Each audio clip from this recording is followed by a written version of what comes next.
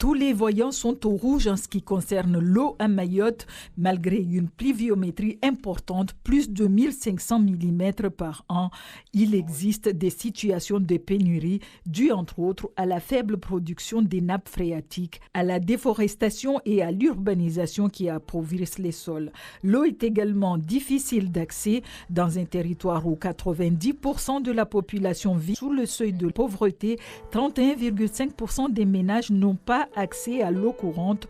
Pour leurs besoins, ils s'approvisionnent à la rivière, aux bornes-fontaines ou encore chez des voisins. L'île vit au rythme des crises de l'eau chaque année. Selon la commission d'enquête de l'Assemblée nationale, le SMEAM, le syndicat mixte de l'eau et d'assainissement, n'est pas à la hauteur des défis que constitue l'eau sur notre territoire, notamment pour développer un réseau capable de produire une quantité d'eau suffisante pour la population. Une population qui s'estime lésée par la SMAE, qui produirait des factures exorbitantes, mais pour la commission parlementaire, aucune preuve n'a été démontrée au cours de l'enquête.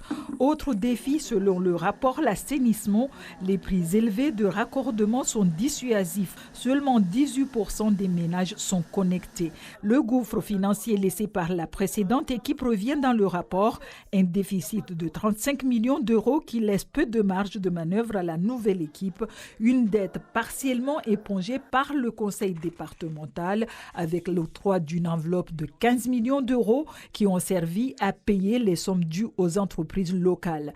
Mais la problématique de l'eau reste entière à Mayotte et il est urgent de trouver des solutions pour éviter des crises sanitaires graves.